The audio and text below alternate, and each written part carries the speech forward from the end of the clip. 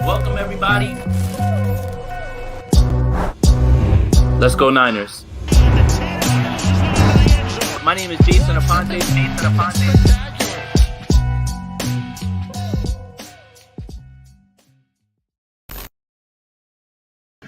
What's up, 49er fans? I'm Jason Aponte. We talk a lot about, people when they're injured, and everyone starts to say things about, oh, well, you're acting like they're dead. Well, no one's acting like anyone died because that is too extreme. But if you are one of those people that has that thought process, then you lack empathy. Then you are a terrible human being. What I'm talking about is that Jason Verrett has torn his Achilles for the second time. I'll get into the football implications of it. But as of right now, I am gutted for Jason Verrett. Works his ass off from injury after injury after injury to have this happen again is something that is heartbreaking. I don't know the man. He doesn't know me. But having empathy is something that you should easily have. And if you don't have that, if you are talking about, well, he didn't die, then you're a shitty human being. There's nothing wrong with saying, I feel bad for the guy. We'll get into the football implications. But I am absolutely gutted for Jason Verrett. I cannot remember a football player or any player in sports, and I'm sure you guys will be able to remind me in the comments. Some that come to mind: Anthony Hardaway in basketball, certain players in football, certain players in baseball who have had unlucky times with injuries. And I feel horrible. I do. It has nothing to do with what this team will have to try to work around now. But more, I'm showing empathy for a human being that does nothing but work his ass off to get back from injury after injury because he wants to play the game that he loves. If you have the mindset of, oh, well, he's not dead, you're a shitty human being, you're a bad person, look yourself in the mirror. It's something that, yes, football shouldn't affect your life, shouldn't put you in a bad mood, shouldn't have you yelling at your family members, anything like that. But if you can't show empathy for Jason Verrett, I don't know. Shout out to the people that are here. Make sure you like this video, subscribe to the channel, hit that notification bell for when we go live. I was planning on doing nothing today because it was relatively good news around the 49ers. Everybody was coming back, and now I guess we should get into the football portion of this.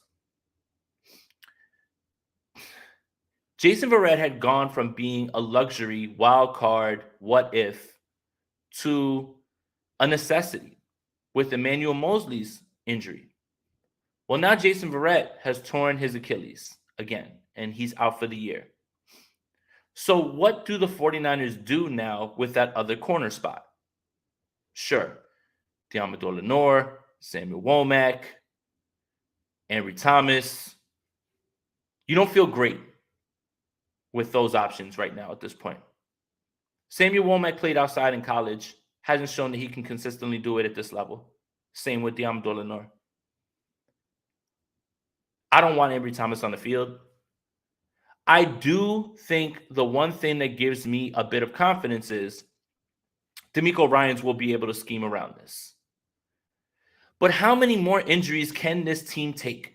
How many more injuries, how many more devastating season-ending injuries can this team take? Can any team take? And this has little to do with conditioning. So for the people that are maybe pushing the narrative of, well, the team has problems with their conditioning, their strength and conditioning, they literally handled Jason Verrett with kid gloves the entire time. They tried to bring him back slowly, real slow. And they didn't. I mean, and then this is what happened. So it's not like they immediately rushed Jason Verrett back. It wasn't something where they just pushed him onto the field, anything like that. But when you think about the football side of it, what was largely looked at early on as a group that is deep has now become quickly thin, fast. And I'm not saying that something else can happen. I'm just saying now the margins are razor thin for how many more injuries you can take. If you have another injury in the secondary, that might be your fatal flaw. When you get to the playoffs, you're going to be facing elite receiver groups, right? You face the Dallas Cowboys, could be Michael Gallup, CeeDee Lamb, maybe Odell Beckham. You face the Seattle Seahawks, DK Metcalf, Tyler Lockett, not easy. The Philadelphia Eagles, Devonta Smith, AJ Brown, not easy.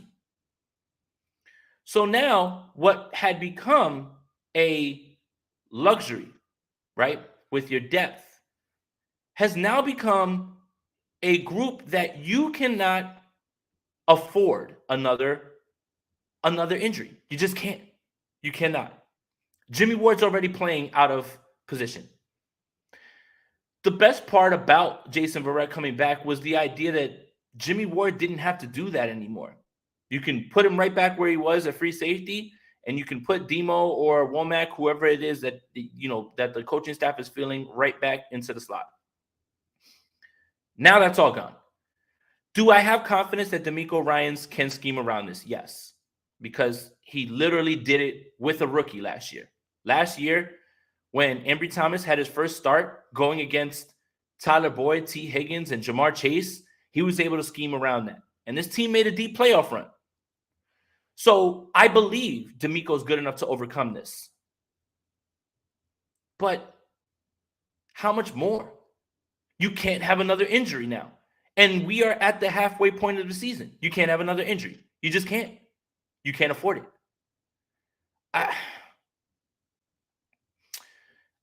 I think what I'm most upset about is just Jason Verrett was working his ass off. The 49ers loved him. He spoke about how much he loved being here, how much he loved how they treated him. They took a shot on him. In 2020, they got their return. And in 2021, injures himself in week 1. This year, they took every bit of precautionary measures for him.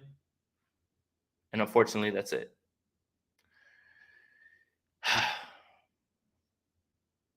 I see people saying that it doesn't change anything. Are you confident with Diamador Lenore, Samuel Womack, or Ambry Thomas starting on the other side of Charvarius Ward? Because I'm not. Ambry Thomas has regressed so badly that it takes 5 other cornerbacks to get injured before he can see the field. 3rd round pick. Last year, they schemed around it. The NFC Championship game, it came to fruition. Played too far off of guys, didn't want to get beat deep. Cooked them. I'm not happy about this. Jason Verrett would have given this team something that they had when Emmanuel Mosley was there. 2 man-to-man corners. Now, you are asking guys to play out of position. Diamador Lenore is not an outside guy. Samuel Womack played outside at the previous level, not this level. And the Atlanta game was the game that you need to look at when Samuel Womack gets extended reps. Like I said, I will reiterate this. D'Amico Ryans is going to do what he can to scheme around it. And with certain personnels, he's going to be fine. He'll be fine doing that. But when you go up against teams that have 2 and 3 receivers, 2 and 3 receiver threats, you're in trouble. You're in trouble. And those teams, most likely, that have those, they're going to be good teams that are going to be in the playoffs. I think my biggest takeaway, and I'll probably end it here because there's not really much else to really say here. I think I've said it all. Thank you guys for tuning in. Make sure you guys like this video, subscribe to the channel, hit that notification bell as this. If you can't show empathy for a guy who works his ass off, wanted to be here, and did all that. Sure, Jason Verrett's not going to die. But if you have that attitude, you're a pretty shitty human being because you're prioritizing your personal joy for what this team can do for you over what mentally this guy is about to go through again. You literally watched this man last year cry coming off the field because he had to go through it again.